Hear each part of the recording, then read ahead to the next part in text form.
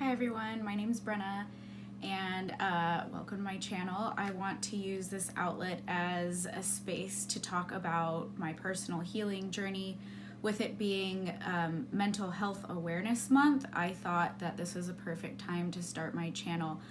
I myself have suffered a lot of mental illness the majority of my life, anxiety, depression, OCD, eating disorder, issues with alcohol and codependency, and eventually I want to get into all of those things, but today mainly I want to start off talking about depression and suicide.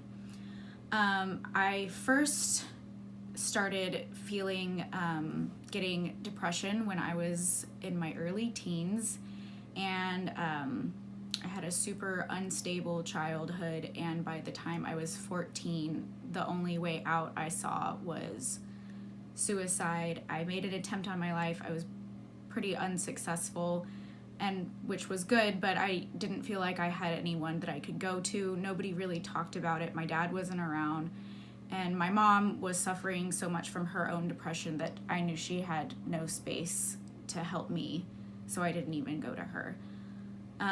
My little boyfriend at the same age was also severely depressed, and by the time he was 26, he did successfully end his life, which is really sad. And this is something that is way too prevalent, I feel like, in our culture and even worldwide, and I want to make a voice for it, and I want everyone to know that they aren't alone and that we can work through this.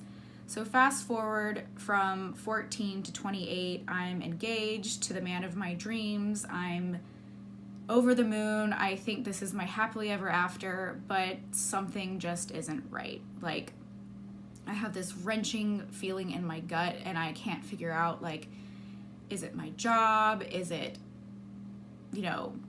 where do I move? I couldn't figure out what this, like, feeling in my gut was trying to tell me. And it was the relationship, but for whatever reason, I couldn't give up the happily ever after dream.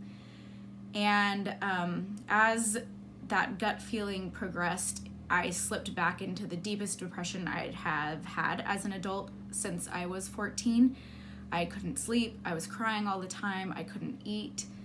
I was becoming like this shell of myself, and I had my first suicidal thought that I had had since I was a teenager, which really freaked me out. I went to my fiance and I was crying, and I told him that I had had these thoughts, and I think it completely freaked him out and threw him over the edge. And I think that's when he really disconnected, after we were already having issues to begin with.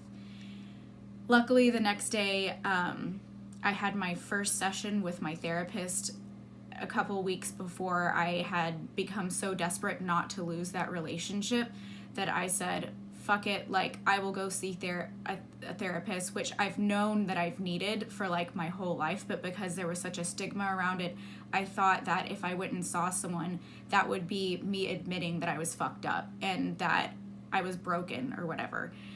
So I show up and I see my therapist, and I'm going to be honest, like the first month or so, maybe month and a half seeing her, I didn't really feel any improvement. The depression was still like very heavy.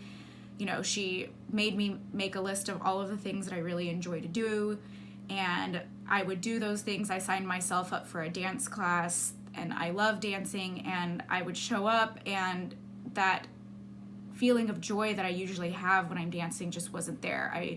I love sunbathing. I would go lay by the pool. I love reading. I would go read. I love yoga. I went and did yoga. All of the things that I usually love to do just weren't bringing me out of it.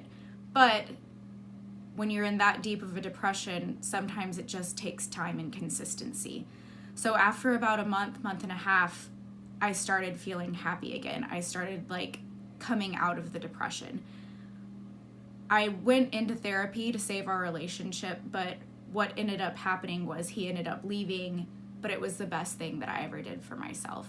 And I wish I could say after those few months that I never had a depressive episode again, but that's just simply not true. I've had continual bouts of depression since then, but they have been shorter in duration of time, and I've been able to work through them faster, and I bounce back a lot faster. What I always have to remind myself is, once you've gone through the depressive episode I did during the loss of my fiance, and then you get better, you realize there is an end to it. It doesn't last forever. Like, when you're in the middle of depression, it feels like you're drowning. It feels like you're in a burning building, and the only resolution is to just jump out, which you don't want to, but you don't see any other solution. It feels very heavy. It feels like sadness. It feels like emptiness. It feels like hopelessness. It feels like the emotional equivalent of watching paint dry. It feels horrible. But if you remain hopeful, if you reach out for help, if you do the things that you love, you will come out of it.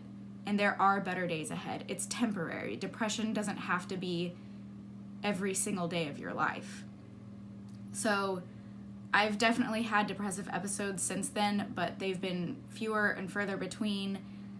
I had a really bad one a couple years ago, but since then, they've been week or two, and then, it's been over. Like, earlier this week, I definitely felt super low. And I didn't even realize that it was Mental Health Awareness Month, but now that I know, I was like, this is a perfect time to share with everyone, just so people don't think that there's, like, how alone you're not. Like, 1 in 5 people will experience depression at one point in time in their lives. 19 million Americans are going through depression, like, every day. As far as suicides, it happens all the time, about 129 deaths in the US alone, with 70% of those being white males, which I think is attributed to the toxic masculinity in our culture, but I'll save that for another video. The point being, it's hugely prevalent in our society. You aren't alone. I've gone through it. Millions of other people are going through it, and it does get better. Like, just reach out for help, and reach out to someone reach out to someone you trust. Suicide hotline is always a good idea if you're feeling super low and you feel like ending your life is the only way. The suicide prevention lifeline is 1-800-273-8255, and the crisis text line is 741-741. Both are free, confidential, and available 24/7. And I guess that's gonna wrap up this video. Just remember, it's okay to not be okay, and what you're feeling will eventually pass. And if you can't do anything else, just remember to breathe. It's the only thing you need to ever do.